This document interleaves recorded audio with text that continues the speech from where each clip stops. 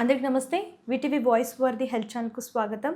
So మనతో పాటు ప్రముఖ నాడీ వైద్యులు, expert in Ayurveda, acupuncture and natural science doctor అయినటువంటి కేతన్ దిలీప్ కుమార్ గారు ఉన్నారు. సమ్మర్లో మనకి వచ్చే హెల్త్ ప్రాబ్లమ్స్కి ఎట్లా జాగ్రత్తలు తీసుకోవాలి దాని గురించి ఆయనతో మాట్లాడి క్లుప్తంగా తెలుసుకుందాం. నమస్తే సార్. నమస్తే. సార్, సమ్మర్ అంటే మనకి గుర్తొచ్చేది కిడ్నీలో స్టోన్స్ ఎక్కువ మందికి వస్తూ ఉంటాయి. సో మరి ఈ ప్రాబ్లంకి సొల్యూషన్ ఏంటి సార్ అసలు? అంటే ఆపరేషన్ ఒకటే దారి దీనికి? కిడ్నీలో స్టోన్ వస్తే ఆపరేషన్ ఒకటేనా? అంటే చాలామంది సర్జరీస్ చేయించుకున్నా కూడా మళ్ళీ వచ్చే కేసెస్ చూసాం చాలా. మరి సర్జరీ దేనికోసం చేస్తున్నారు? ఓకే. కిడ్నీలో స్టోన్ వచ్చింది అన్నప్పుడు ఆపరేషన్ చేసిన తర్వాత కూడా మళ్ళీ ఎందుకు వస్తున్నాయి కిడ్నీలో స్టోన్స్? రూట్ ఏం చెప్తుంది? రూట్ కాజ్ నుంచి తగ్గించుకోవాలనుకుంటే ఆయుర్వేదం మూలం ఏం చెప్తుంది? ప్రకృతి వైద్యం ఏం చెప్తుంది? నేచర్ యొక్క గుణం ఏంది? అంటే ఇవన్నీ తీసుకుంటే ఏదైనా ఒక డిసీజ్ అండి మధ్యలో వస్తే మధ్యలో తగ్గిపోవాలి. లైఫ్ లాంగ్ అలా ఉండదు. ఒకసారి కిడ్నీ స్టోన్ వస్తే ఇంకోటి పుట్టుకోవడం అలా లేదు. రూట్ కాజ్ నుంచి తగ్గించకపోవడం, సిమ్టమ్స్ని మాత్రమే తగ్గిస్తున్నారు ఆపరేషన్ చేసి. ఉన్న స్టోన్ని తీసేస్తున్నారు కానీ ఆ స్టోన్ ఎలా వచ్చిందన్న దాని గురించి అవగాహన లేకుండా పోయింది. అది కన్నా మనకు తెలిస్తే మళ్ళీ ఉన్న స్టోన్స్ని రిమూవ్ చేసుకోవడమే కాకుండా మళ్ళీ స్టోన్స్ రాకుండా ఉండేదాన్ని కూడా ఆయుర్వేదంలో చాలా క్లియర్గా కొన్ని మెడిసిన్స్, ప్రకృతి వైద్యంలో కూడా చాలా క్లియర్గా కొన్ని వైద్య విధానాలు, కొన్ని టైమింగ్స్ అవన్నీ ఉన్నాయి. ఓకే. కాబట్టి ఇవన్నీ ఫాలో చేసినప్పుడు ఖచ్చితంగా మనం రూట్ కాజ్ నుంచి డిసీజ్ని తగ్గించడానికి అవకాశం ఎక్కువ ఉంది. ఓకే. కానీ దీనికి ఖచ్చితంగా కొన్ని నియమాలు ఉంటాయి. ఆ నియమాలన్నింటి కూడా పాటిస్తే ఖచ్చితంగా మనకు రిజల్ట్ అనేది 100% ఉంటుంది.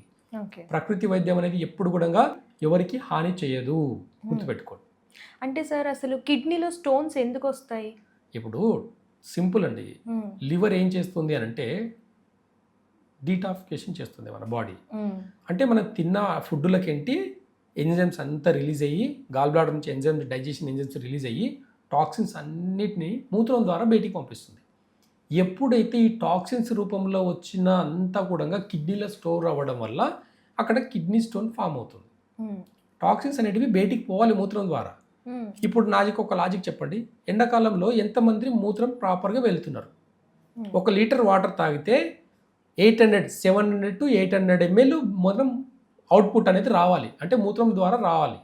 కానీ అందరికీ ఏమవుతుంది? ఇప్పుడు లీటర్ వాటర్ తాగితే 300 ml మాత్రమే యూరిన్ వస్తుంది, 200-300 ml మాత్రం స్వెట్ ద్వారా చెమట రూపంలో వస్తుంది. మిగతాది అంతా కూడా మన బాడీ హీట్కి ఆవిరైపోతుంది. అలా అవ్వడం వల్లనే ఈరోజు కిడ్నీ స్టోన్స్ సమ్మర్లో ఎక్కువ. సమ్మర్లో కిడ్నీస్ అనేటివి రెండు కూడా డ్రై అయిపోతుంటాయి ఎక్కువ మట్టుకు. మీరు ఎంత వాటర్ తాగినా సరే డ్రై అయిపోతుంటాయి. కాబట్టి ఈ కిడ్నీ డ్రైనేజ్ ఎప్పుడైతే వస్తుందో ఇంటర్నల్గా బ్లడ్ ప్యూరిఫై అవ్వడం కూడా తగ్గిపోతుంటుంది. కాబట్టి రక్తం గడ్డగట్టే అవకాశాలు కూడా ఎక్కువ ఉంటాయి. ఓకే. కాబట్టి అక్కడ చిన్న చిన్న కణాలన్నీ కలిసి ఒక కిడ్నీ స్టోన్ రూపంలో ఏర్పడతాయి. అది ఒక చిన్న సైజు నుంచి ఒక 2 mm నుంచి పట్టుకొని 20 mm 30 mm వరకు కూడా కిడ్నీ స్టోన్స్ ఏర్పడతాయి. పెద్ద పెద్ద స్టోన్స్ కూడా ఉంటాయి. అంతే. ఎప్పుడైనా బాగా గుర్తుపెట్టుకోండి, కిడ్నీలో స్టోన్ ఉన్నప్పుడు పెయిన్ రాదు. మరి పెయిన్ ఎందుకు వస్తుంది? పెయిన్ ఎప్పుడు వస్తుంది అంటే కిడ్నీ నుంచి మూత్రనాళం నుంచి బ్లాడర్ వరకు, యూరినరీ బ్లాడర్ల మధ్యలో ఉన్నప్పుడు మాత్రమే 4 mm ఉన్న 6 mm ఉన్న పెయిన్స్ ఎక్కువ అవుతాయి. ఈ పెయిన్ ఎలా ఉంటుందంటే ఈక్వల్ టు డెలివరీ పెయిన్ ఎలా ఉంటుంది అంత విపరీతమైన భయంకరమైన, అంటే అంత భయంకరమైన పెయిన్ ఉంటుంది. చాలా హెవీగా ఉంటుంది పెయిన్. కాబట్టి 4 mm స్టోన్కి కూడా తట్టుకోలేనంత పెయిన్ ఉంటుంది. అందరు ఏం చెప్తారు, జనరల్గా డాక్టర్స్ కూడా చెప్తారు, ఏంది వాటర్ ఎక్కువ తాగితే పోతుంది. మరి వాటర్ ఎక్కువ తాగి తెచ్చుకున్న డిసీజ్ ఇది. మనం ఎండాకాలంలో వాటర్ ఎక్కువ తాగి దాన్ని కరెక్ట్గా ప్యూరిఫై చేసుకోకపోవడం వల్ల, జీర్ణశక్తి సరిగా మందగించడం వల్ల, టాక్సిన్స్ రూపంలో అక్కడ నిల్వ ఉండడం వల్లనే కిడ్నీ స్టోన్స్ అనేవి ఫామ్ అవుతాయి. కాబట్టి తాగడం వల్ల వస్తున్నాయి. ఖచ్చితంగా ఎలాంటి వాటర్ తాగుతున్నాం మనము, ఎలాంటి వాటర్ తాగుతున్నాం అనేది కూడా ఇంపార్టెంట్ కదా. కొంచెం సాల్టీ వాటర్ తాగి చూడండి, ఆ సాల్ట్ అంతా కూడా ఒక దగ్గర చేరితే అది కిడ్నీ స్టోన్గా మారుతుంది. కొంచెం ఎలాంటి డెన్సిటీ లేకుండా మనం అనుకుంటే ఆర్ఓ ఉందండి చాలా ప్యూరిఫై వాటర్ అని అనుకుంటాం, కానీ కానే కాదు. మనకు వాటర్లో గుణంగా పవర్ జనరేట్ చేసే అంత ఎనర్జీ ఉండాలి. అంటే ఇప్పుడు ప్యూరిఫై వాటర్ తోటి పవర్ జనరేట్ చేయండి, అవ్వదు.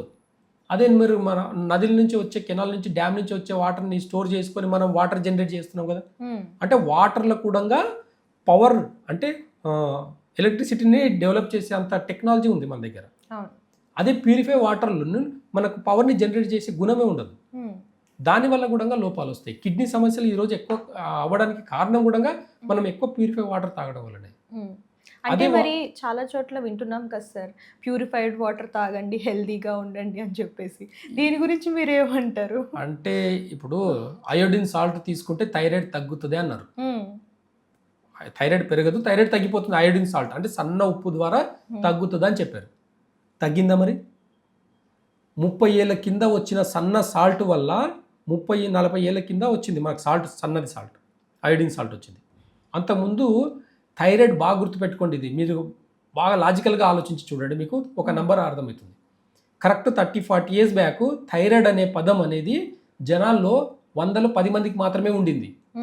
ఎప్పుడైతే ఈ సన్నుప్పు, ఎప్పుడైతే అయోడిన్ సాల్ట్ మనకు మార్కెట్లో వచ్చిందో అది తినడం వల్ల ఈరోజు 90 మందికి ఉంది. 100లో 90 మందికి థైరాయిడ్ ఉంది లేడీస్లో. రీజన్ తెలుసా? ఈ సాల్ట్ వాడడం వల్లనే.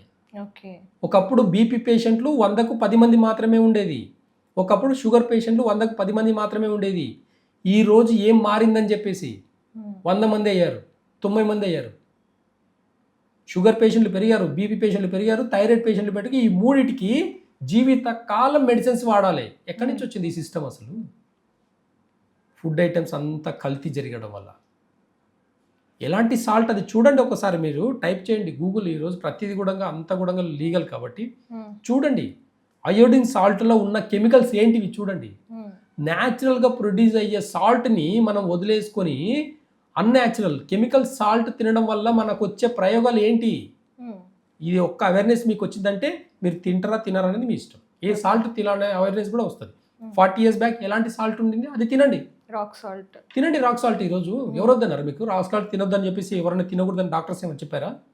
మనం స్టైల్గా మారిపోయి సన్నగా పడాలి, అది నూరుకునేదానికి వేసుకునేదానికి కంఫర్ట్ లేదని చెప్పేసి మనకు కంఫర్ట్ అని చెప్పేసి సన్నుప్పు వాడడం మొదలు పెట్టుకుని ఈరోజు ఇన్ని డిసీజ్కి కారణాలు. అవేర్నెస్ మనకు రావాలి. కార్పొరేట్ కంపెనీస్కి, ఈ కంపెనీస్ అయోడిన్ సాల్ట్ చేసే పెద్ద పెద్ద కంపెనీలకు రావు. వాళ్ళకి బిజినెస్ చేస్తున్నారు, జాగ్రత్త పడండి. వాళ్ళ బిజినెస్ వాళ్ళ ఇష్టం అండి. మనం ఏం తినాలనేది మన అవేర్నెస్ ఉండాలి, మనకు ఉండాలి అవేర్నెస్. ఒక డిసీజ్ వచ్చిన తర్వాత అయోడిన్ సాల్ట్ మానేసి చూడండి, న్యాచురల్ సాల్ట్ తిని చూడండి. ఇప్పుడు దీనివల్ల కూడా ఎక్కువైపోతుందని చెప్తారు. పింక్ సాల్ట్ వల్ల కూడా థైరాయిడ్ ఎక్కువైతుంది అని చెప్పేసి ప్రచారం నడుస్తుంది. న్యాచురల్గా ఉండేదాన్ని రోగాలు ఎందుకు తెచ్చి పెడుతుందండి? నాకు అర్థం కాదు. అది న్యాచురల్ ఒక సాల్ట్, రాక్ సాల్ట్, అది ఒక కొండ ప్రాంతం నుంచి వచ్చింది. మనిషికి హాని చేసే ప్రకృతి లేదు. ఖచ్చితంగా దాని బెనిఫిట్స్ దానికే ఉంటాయి. మనిషికి ఎప్పుడు కూడా ప్రకృతి హాని చేయదు. ప్రకృతి వైద్యం అంటే ఆయుర్వేద వైద్యం అంటేనే అది. సాయంత్రం అనేది ఆయుర్వేద మందుల్లో వాడేటివి. అలాంటి ఉప్పు మనం డైలీ తింటున్నామంటే అది ఒక మెడిసిన్ లాగానే వాడతాం మనం. కాబట్టి జీవనశైలిలో ఇవన్నీ కూడా మార్పులు వస్తే ఖచ్చితంగా కిడ్నీ ఇష్యూస్ కూడా, కిడ్నీ రిలేటెడ్ కానివ్వండి, మిగతా ఇతర ఆర్గాన్స్ రిలేటెడ్ కానివ్వండి, డిసీజెస్ అంటే తగ్గిపోతాయి. కాబట్టి సార్ చాలా మంది కిడ్నీలో స్టోన్స్ అనగానే సర్జరీకి వెళ్ళిపోతూ ఉంటారు. సో మరి సర్జరీ చేసిన తర్వాత తగ్గుతుందా అంటే మళ్ళీ రిపీట్ అవుతూ ఉంటుంది. సో మరి ఆయుర్వేదంలో దీనికి సంబంధించి ఎట్లాంటి ట్రీట్మెంట్ ఉంటుంది సార్? అంటే మళ్ళీ రిపీట్ అయ్యే అవకాశం ఉంటుంది అంటారా, పూర్తిగా తగ్గిపోయే అవకాశం ఉంటుంది అంటారా? అయితే చూడండి, చాలా సింపుల్గా అందరికీ చాలా ఇప్పుడు అంటే ఒక పబ్లిసిటీ అయిపోయింది. రణపలాకు తింటే కిడ్నీలో స్టోన్స్ పోతాయని చెప్పేసి చాలా మందికి అవేర్నెస్ ఉంది. రణపలాకు తీసుకునే పద్ధతి కూడా తెలియాలి మనకు. రణపలాకు డైరెక్ట్గా తింటే పోదండి. రణపలాకు దేంట్లో తినాలి? తాంబూలం ఎలా తీసుకుంటాం మనం? పెళ్లిలో కిల్లి పెట్టిస్తారు మనకు. ఎందుకు కిల్లి పెట్టిస్తారు? తిన్న తర్వాత, భోజనం చేసిన తర్వాత, లంచ్ తర్వాత ఒక కిల్లి మనకు ఎందుకు ఇస్తారు? డైజెషన్ అవడానికి. 2 తమలపాకులు, సున్నము, కాసు, దాంట్లో ఇంత సోంపు, ఇంత ఇవన్నీ వేసి ఒక మంచి స్వీట్ పన్ అని ఇస్తారు. ఎందుకు ఇస్తున్నారు? అది డైజెషన్ కోసం ఇస్తున్నారు. అలాగే మనకు కూడా రూట్ కాస్లో మనకు ఒకటి కావాలి అనుకున్నప్పుడు, అవేర్నెస్ కావాలి అన్నప్పుడు ఖచ్చితంగా ఆ అవేర్నెస్ అనేది ఉండాలి కిడ్నీ స్టోన్స్ మీద. అయితే మనము కరెక్ట్గా గుర్తుపెట్టుకోండి, కిడ్నీలో స్టోన్స్ పోవాలి అని అంటే చాలా సింపుల్ రెమెడీ చెప్తాను, గుర్తుపెట్టుకోండి. చాలా సింపుల్ రెమెడీ. మనకు కిడ్నీకి సంబంధించిన అన్ని కూడా మనకు అరికాల్లో కొన్ని పాయింట్స్ ఉంటాయండి. యాక్యుపెంచర్లో కొన్ని కీ పాయింట్స్ ఉన్నాయి. ఇది మన అరికాలు అనుకోండి, ఇది పాదం. ఇక్కడ అన్ని కూడా కీ పాయింట్స్ ఉన్నాయి, గుర్తుపెట్టుకోండి. ఈ కీ పాయింట్స్ అన్నీ కూడా ఇక్కడ కిడ్నీ పాయింట్ ఉంటుంది. అక్యుపెంచర్ కిడ్నీ K1 పాయింట్ అని కొడితే ఇక్కడ నుంచి స్టార్ట్ అవుతుంటుంది. అయితే మనం అందరం కూడా కాటుక పెడతాం పిల్లలకు, పసిపిల్లలకి ఇక్కడ కాటుక పెడతాం. ఈ కాటుక పెట్టే సైన్స్ ఏంటి చెప్పండి ఇప్పుడున్న సైన్స్కి.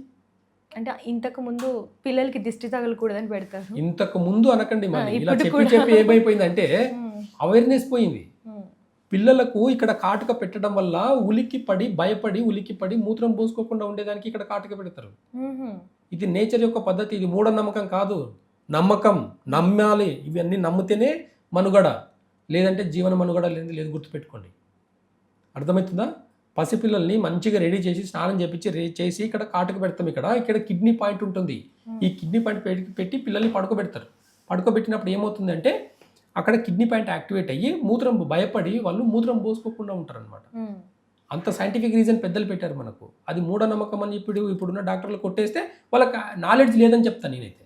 ఇప్పుడున్న డాక్టర్లకు వీటి మీద నాలెడ్జ్ లేదు. ఇది ఎక్కడ సిలబస్లో లేదు కదా, వాళ్ళకి ఎక్కడ చదువుకునే బుక్స్లో లేదు కదా. ఇది మనకు ఆకలి ఎప్పుడు వేస్తుందని ఏదైనా సైంటిఫిక్ రీజన్ ఉందా?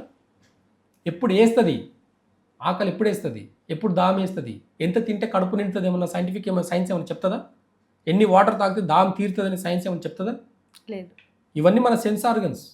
మన ఆలోచన విధానం ఎలా ఉంటుందనేది మనకి ఏమో ఈ సైన్స్ ఎప్పటికైనా డీకోడ్ చేసి చెప్పగలదా? చావు పుట్టుకల గురించి చెప్పలేదు, వీటి గురించి ఎలా చెప్తుంది? కాబట్టి కొన్ని ఆయుర్వేదంలో కొన్ని నమ్మకాలు ఉన్నాయండి. ఖచ్చితంగా వీటిని నమ్మితే ఎలాంటి డిసీజ్నైనా తగ్గించుకోవచ్చు. కాబట్టి రణపల ఆకును తీసుకునే పద్ధతి కూడా ఉంది. అది తీసుకునే పద్ధతి ఎలా అంటే 2 ఆకులు, ఓకేనా, 30 మిరియాలు, 30 మిరియాలు ప్లస్ 30 లేదంటే ఒక ½ టీ స్పూను గోక్షూర పౌడర్ అని దొరుకుతుంది మార్కెట్లో, ఆ పౌడర్. ఇవన్నీ కూడా దాంట్లో వేసేసి మంచిగా నూరాలి. మొత్తగా నూరేసి ఒక పేస్ట్ లాగా చేయాలి. ఈ పేస్ట్ని కొంచెం పింక్ సాల్ట్ వేసేసి మనం ఒక గ్లాస్ వాటర్లో వేసుకొని తాగాలి. ఇది పద్ధతి. ఇది తెలియకుండా రణపలాకు తింటే కిడ్నీలో స్టోన్స్ పోతాయి, రణపలాకు తింటే కిడ్నీలో స్టోన్స్ పోతే పోవండి. గోక్షూర పౌడర్ ఒక ½ టీ స్పూన్, 30 మిరియాలు లేదంటే ½ టీ స్పూన్ మిరియాల పౌడరు ప్లస్ అలాగే 2 రణపలాకులు, పింక్ సాల్ట్ కొద్దిగా, సాయంత్రం కూడా రుచికి తగినంతగా ఒక చిటికెడు వేసుకొని వీటన్నిటిని మంచి పేస్ట్ లాగా చేసి ఒక గ్లాస్ వాటర్లో కానీ ఉదయం సాయంత్రం కలిపి తాగితే 1 వీక్లో 10 mm స్టోన్ కూడా వితౌట్ ఆపరేషన్తో పోతుంది. వితౌట్ ఆపరేషన్ పోతుంది, 10 mm స్టోన్ వరకు పోతుంది. దీనికన్నా పైన ఉంది అనుకో కొంచెం సమయం పడుతుంది రెగ్యులర్గా తీసుకోవడం వల్ల. ఆయుర్వేదంలో ఇంకా కొన్ని మెడిసిన్స్ ఉంటాయి. ఆ మెడిసిన్ కాంబినేషన్స్ అన్ని కిడ్నీ స్టోన్ ఉన్న వాళ్ళు తీసుకుంటే ఎలాంటి ఆపరేషన్ లేకుండా కిడ్నీ స్టోన్స్ అనేటివి బయటికి తీయచ్చు. అవంతమే కరిగిపోయి పడిపోతాయి. మూత్రనాళాల్లో ఉన్నవైతే వితిన్ 2-3 డేస్లోనే పడిపోతాయి. అలాంటి కేసెస్ చాలా ఉన్నాయి మనకి. కాబట్టి అవేర్నెస్ లోపం వల్లనే ఈరోజు హాస్పిటళ్లకు ఆపరేషన్లకు పరిగెడుతున్నారు. కాబట్టి మనకు జీవన విధానంలో నేచర్ పద్ధతి ఏం చెప్తుంది, ఆయుర్వేద పద్ధతి ఏం చెప్తుంది, ప్రాపర్గా కొన్ని ఇంకా మెడిసిన్స్ ఆయుర్వేదంలో ఉన్నాయి. ఆ పేటెంట్స్ అన్నీ కూడా బ్లడ్ని ప్యూరిఫై చేయడమే కాకుండా టాక్సిన్స్ అంతా కూడా మూత్రం ద్వారా బయటికి పంపించే మెడిసిన్స్ కూడా ఉంటాయి. ఇవన్నీ వాళ్ళ నాడి వైద్యం, వాళ్ళ నాడి చూసి ఒక్కొక్కరి బాడీలో ఒక్కొక్కరికి ఉంటుంది. ఇప్పుడు నేను చెప్పిన రెసిపీ కూడా అందరికీ వర్తిస్తుంది అనేది కాదు, డిపెండ్ ఆఫ్ బాడీని బట్టి. ఎప్పుడైనా సరే ఆయుర్వేదాలు గుర్తుపెట్టుకోండి, వాత పిత్త కఫనే కాకుండా పంచభూత తత్వాన్ని కూడా చూస్తుంది. కాబట్టి అన్ని విధాలుగా వాళ్ళకు బాడీకి ఏ మెడిసిన్ సెట్ అవుతుంది అనేది నాడి చూసి మాత్రమే ఇస్తాం. కాబట్టి అందరికీ సూటబుల్ మెడిసిన్స్ ఉండవు, డిఫరెంట్ మెడిసిన్స్ ఉంటాయి. కాబట్టి ఇలాంటి మెడిసిన్స్ వాడడం వల్ల ఎలాంటి సైడ్ ఎఫెక్ట్స్ లేవు. ఇలాంటి మెడిసిన్స్ వాడడం వల్ల కూడా మనం ఎలాంటి ఆపరేషన్స్ లేకుండా, ఎలాంటి టెస్టులు లేకుండా కూడా మనం రోగాన్ని తగ్గించుకోవచ్చు. సో సార్, ఇందాక మీరు చెప్తున్నప్పుడు వాటర్ వల్ల కిడ్నీ స్టోన్స్ వస్తాయని చెప్పారు కదా. సో అసలు సమ్మర్లో ఎన్ని లీటర్స్ వరకు తాగాలి? దాహం వేసినంత తాగండి. చాలు, వాటర్ తాగుతున్నప్పుడు చాలు అనిపిస్తే ఆపేయండి. అంతే తప్ప బాటిల్ తీసుకొని డైరెక్ట్గా తాగడం వల్ల మీ దాహం తీరదు. మీ దాహం తీరాలంటే ఒకే ఒక టెక్నిక్ బాగా గుర్తుపెట్టుకోండి. ఈ పెదాలకు అంటే గ్లాస్ మూతి పెట్టి తాగే పద్ధతి ఉండింది ఒకప్పుడు. పైనుంచి వాటర్ తాగే పద్ధతి లేదు ఒకప్పుడు. పాతకాలంలో ఒకరు మూతి ఒకరు పెట్టి తాగిందైతే అంతా వైరల్ ఇన్ఫెక్షన్స్ వస్తాయని చెప్పేసి ఒక మూఢనమ్మకాన్ని క్రియేట్ చేసేసి అంటే మీరు బాగా అబ్జర్వ్ చేస్తే దీన్ని కొంచెం ఇంకొక రూడ్గా చెప్పొచ్చు. రూడ్గా అంటే లిప్ కిస్ పెట్టుకోవచ్చు, కానీ ఒకరి గ్లాస్ మూతి పెట్టింది ఇంకొకరు తాగకూడదు. ఒక ఫ్యామిలీలో ఒకప్పుడు అలాగే తాగేదండి. ఒక కుండ వాటర్ కుండ పెట్టేది, ఒక పైన ఒక గ్లాస్ పెట్టేది, ముంచుకొని తాగేది. లేదంటే అప్పట్లో ట్యాప్లు ఉండేది, ముంచుకొని తాగేది. ఓకే, శుభ్రంగా ఉండడం మంచిదే, కానీ అతి శుభ్రత అనేది కూడా మంచిది కాదు. ఒక ఫ్యామిలీలో ఒక చెంబు గ్లాస్ నీళ్ళు తాగేది అందరు కలిసి, ఒకటే మూతి పెట్టి తాగేది.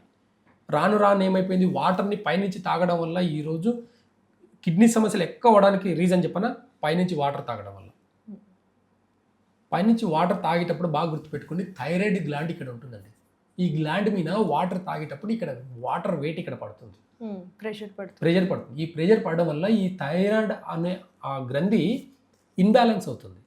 అప్పుడు హార్మోన్ ఇన్బ్యాలెన్స్లో కిడ్నీయో ఏ లివరో పాడవడం మొదలు పెడుతుంది. దానివల్ల వచ్చే సైడ్ ఎఫెక్ట్స్. నేను ఏమి చేయనండి, న్యాచురల్గా ఉంటాను, చాలా వెజిటేరియన్ తింటాను, నేను చాలా సాత్విక్గా ఉంటాను, నార్మల్గా ఉంటాను, మెడిటేషన్ చేస్తాను, అయినా నాకు ప్రాబ్లమ్స్ ఉన్నాయి. పైనుంచి వాటర్ తాగే ఒక చెడ్డ అలవాటు ఉంటే కూడా సరిపోతుంది. కాబట్టి పైనుంచి తాగే అలవాటు కూడా మానుకోండి. సమ్మర్లో మీరు మూతి పెట్టి తాగి చూడండి, మీరు ఒక లిమిటెడ్ వాటర్ మాత్రమే తాగుతారు, ఎక్కువ తాగరు. పైనుంచి తాగినప్పుడు మాత్రమే అన్లిమిటెడ్గా తాగుతారు. దాహం అనేది మనకు బాగా గుర్తుపెట్టుకోండి. ఫైనల్ టెక్నిక్ చెప్తున్నాను. ఇది టెక్నిక్ చాలామందికి తెలుసు, కానీ మన సబ్ కాన్షియస్కి తెలుసు, మనకు తెలియదు. రీజన్ ఏం చెప్తాను చూడండి. దాహం వేసింది అనుకోండి, ఈ పెదవి అనేది తడి ఉంటుంది, ఇలా పైన పెదవిని ఇలా తడిపేస్తుంటాం. కొంతవరకు వాటర్ లేకున్నా సరే కొద్దిసేపు ఆగలుగుతాం. ఆకలి వేసింది అనుకోండి, కింద పెదవిని తగ్గుతుంది. ఇది ఆకలి, ఇది దప్పిక. ఈ రెండింటిని తీర్చేదానికి మనకు సలేవా అనేది ఉంది. అంటే కాసేపు మనకు వాటర్ ఉన్నా లేకున్నా మన పెదవుల అంటే నాలుక మీద ఉన్న తడితోటి, లాలజలంతో, సలేవతోటి మనం ఈ పెదవులను తడపడం వల్ల కూడా దాహం తీర్చుకోవచ్చు, ఆకలి తీర్చుకోవచ్చు. ఇది నేచర్ చెప్పే ప్రకృతి వైద్యం. ఇది మనకు తెలియకుండానే దాహం వేస్తే ఇలా అంటున్నాం, ఆకలి వేస్తే ఇలా అంటున్నాం. ఇది ఎవరికైనా తెలుసా ప్రాసెస్? ఇది మన సబ్ కాన్షియస్కి మాత్రమే తెలుసు. మన సబ్ కాన్షియస్కి తెలుసు మన బాడీని ఎలా ప్రొటెక్ట్ చేసుకోవాలని చెప్పేసి తెలుసు. కాబట్టి అగ్ని మనకు దగ్గరగా వస్తుందంటేనే మన సెన్స్ ఆర్గన్స్ దూరం వెళ్ళిపోతుంది. అంత క్లారిటీ ఉన్న మన సబ్ కాన్షియస్ పవర్ గురించి ఆలోచిస్తే ఇప్పుడున్న ఈ సైన్స్ ఇంకొక 1000 సంవత్సరాలు అయితే కూడా మన సబ్ కాన్షియస్ పవర్ ఎంత అనేది చెప్పడం ఇంపాసిబుల్. కాబట్టి మన నేచర్ని కూడా నమ్మాలి, నేచర్ ఏం చెప్తుంది అనేది కూడా వినాలి.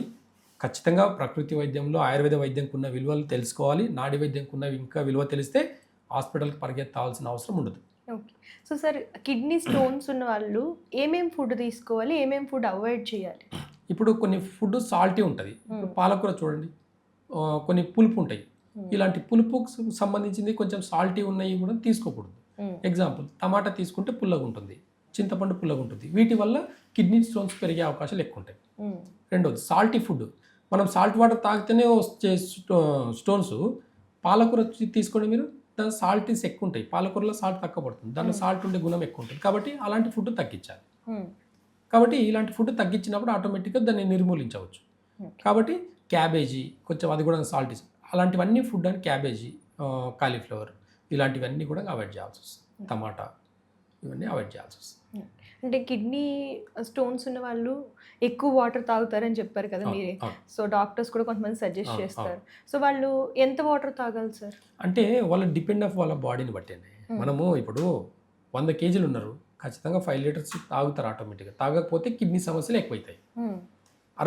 ఒక 50 కేజీ ఉన్నారు, వాళ్ళు ఆటోమేటిక్గా 3 లీటర్స్ తాగుతారు. ఇప్పుడు చిన్నపిల్లలు ఉన్నారు, 20 కేజీస్ 30 కేజీస్ ఉంటారు, వాళ్ళు 2 లీటర్స్ తాగుతారండి, ఎక్కువ తాగరు వాళ్ళు. Depend of body weight, age బట్టి మనం వాటర్ తాగాలి. ఒకటి, ఎప్పుడు తాగినా వాటరు లిమిటెడ్గా. అంటే లిమిటెడ్గా అంటే ఏంది, పర్టికులర్గా ఇంత అని క్యాలిక్యులేషన్ లేదు. దాహం వేస్తే ఒక 3 సిప్స్ వాటర్ తాగండి, 3 గుట్కలు తాగండి. ఓకేనా? నేను చెప్పను, నేను చాలా వీడియోస్లో ఒక విషయం చెప్పాను. నేను వాటర్ ఎవరి దగ్గర తాగే పద్ధతి నేర్చుకోవాలనుకుంటే ఖురాన్లో ఉంటుంది. తప్పు పట్టకండి, ఈ విషయాన్ని ఖురాన్లో ఉంటుంది. ఒక ముస్లిం ఫ్రెండ్ ఎవరైనా మంచి ఏజ్డ్ వాళ్ళు ఉంటే ముస్లిం ఫ్రెండ్స్ని అడగండి, ఏమని, మీరు వాటర్ ఎలా తాగుతారు? వాళ్ళు కూర్చొని, ఎంత బిజీ ఉన్న లైఫ్లో కూర్చొని 3 సిప్స్ తాగుతారు, 3 సిప్స్ తాగుతారు వాళ్ళు. అంటే ఒక నియమం పెట్టుకున్నారు, ఆరోగ్యానికి ఒక నియమం పెట్టుకున్నారు వాళ్ళు. మన దాంట్లో కూడా ఉంది, కానీ దాన్ని మర్చిపోయి అదొక ఇదంతా ట్రాష్, ఇదంతా మూఢనమ్మకము, ఇదంతా తెలియదు, ఇదంతా ఏదో ఒక వీడియో స్టెంట్ కోసం వీడియో వైరల్ అయ్యడానికి ఇలా చెప్తారని అనుకుంటారు. ఏది కూడా స్టెంట్ కోసం అంటే ఇప్పుడంటే ఉన్నాయి. ఇవన్నీ పాత పద్ధతులు కదండి. అప్పుడు ఏమున్నాయి చెప్పండి? ఇప్పుడంటే టెక్నాలజీ, మీడియా అవన్నీ ఉన్నాయి. ఒకప్పుడు ఏమీ లేదు కదా. మరి ఇవన్నీ న్యాచురల్ పద్ధతుల్ని పాటించడానికి ప్రాబ్లం ఎక్కడ వస్తుంది మీకు?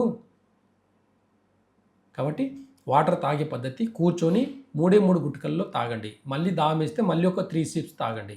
ఇలా తాగే పద్ధతి నేర్చుకోండి. మీ కిడ్నీ ప్రాబ్లమ్ సమస్యలు అన్నింటినీ కూడా నిర్మూలించవచ్చు. థ్యాంక్ యూ సార్, చాలా మంచిగా వివరించారు. Thank you. సో చూసారు కదా, సో ఇలాంటి లేటెస్ట్ వీడియోస్ కోసం ఛానల్ ఫాలో అవ్వడం, సబ్స్క్రైబ్ చేయడం మర్చిపోకండి. అలాగే సార్ని కాంటాక్ట్ చేయాలనుకుంటే స్క్రీన్ పైన స్క్రోల్ అవుతున్న నెంబర్కి కాంటాక్ట్ చేస్తే సో సార్ అపాయింట్మెంట్ కూడా తీసుకుని మీరు రావచ్చు. సో ఇది ఇవాళ వీడియో. రేపటి వీడియోతో మళ్ళీ కలుద్దాం. అంతవరకు చూస్తుండండి.